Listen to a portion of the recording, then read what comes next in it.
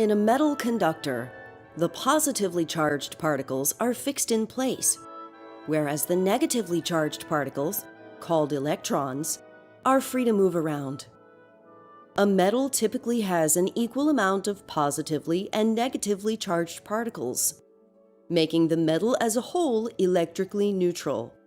If we apply a force trying to push extra electrons into this metal plate, we will not be successful because particles with the same charge repel one another. If extra electrons accumulate inside the metal plate, they will repel each other and repel any of the new electrons trying to enter. Therefore, even if we apply a force, the metal will remain electrically neutral.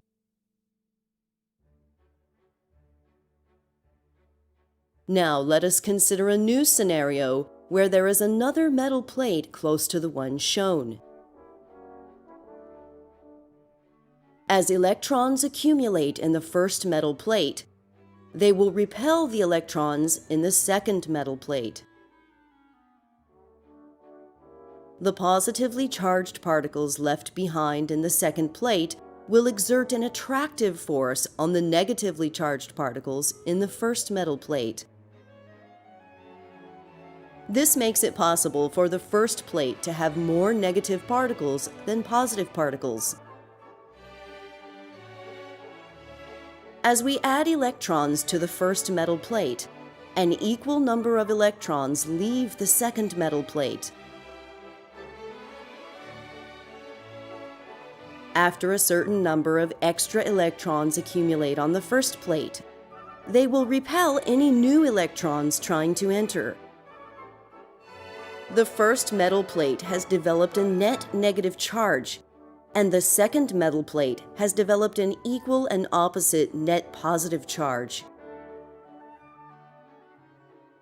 We can cause this equal and opposite charge on each plate to be larger by applying a larger external force.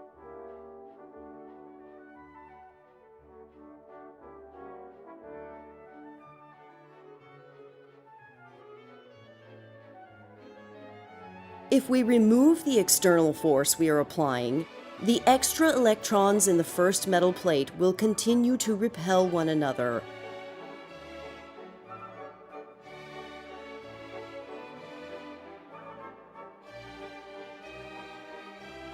We have now returned to our original condition where the net charge on each plate is 0.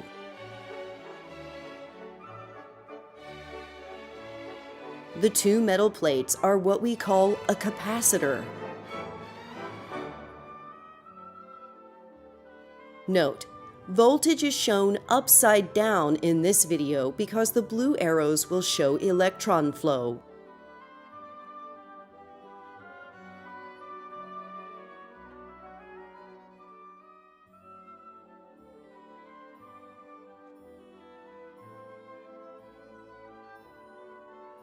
By briefly connecting the capacitor to a battery as shown, the two plates have developed equal and opposite charges.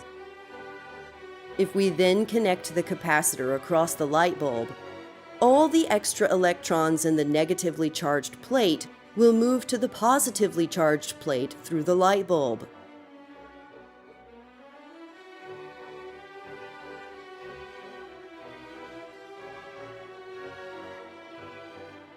If we use multiple batteries in series, then we can force the two plates of the capacitor to develop larger amounts of charge.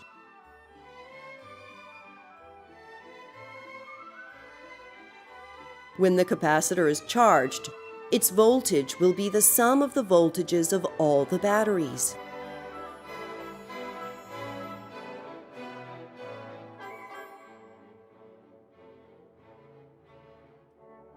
Charging the capacitor to a higher voltage will cause the light bulb to stay on longer when the capacitor discharges. Now suppose that we increase the areas of the two metal plates.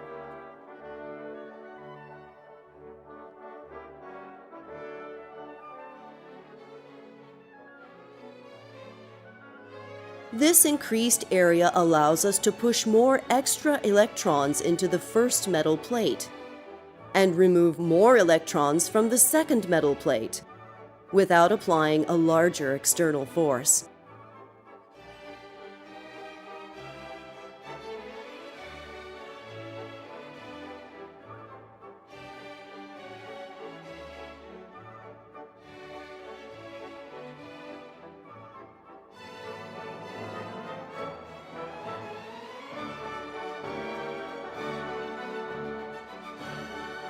When a larger capacitor is connected to our battery, it'll take longer for the capacitor to charge to the voltage of the battery.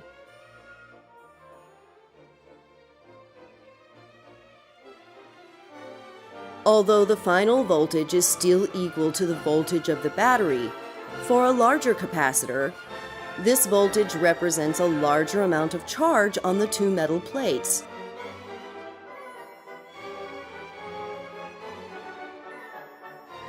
The larger capacitor will take longer to discharge through the light bulb, thereby allowing the light bulb to stay on longer.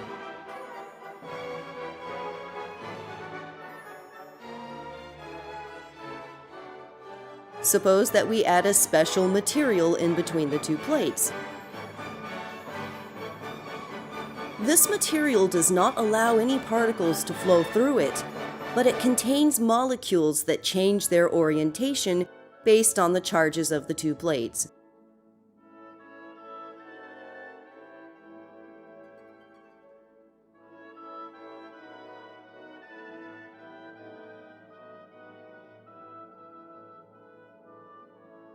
These molecules exert forces that attract more electrons to the negative plate and that repel more electrons from the positive plate.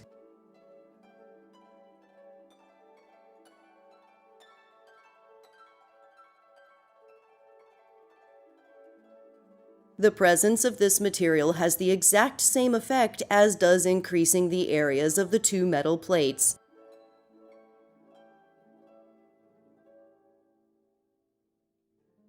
This allows the two plates to develop larger net charges for the same amount of applied voltage.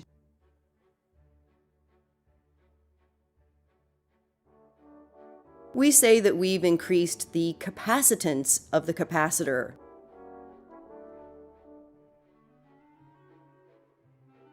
There is also a third way to increase the capacitance of a capacitor.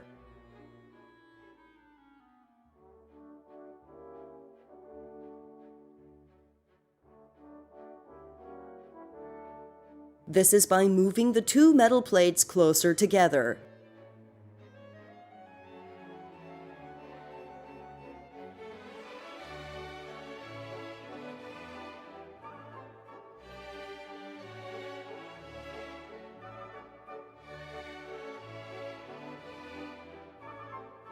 Because the two plates are now closer together, they exert greater forces on each other's electrons.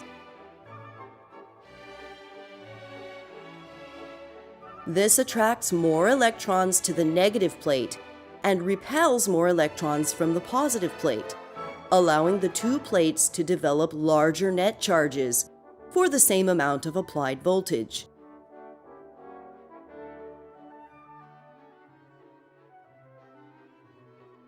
This has the same effect as inserting the special material and as increasing the areas of the metal plates.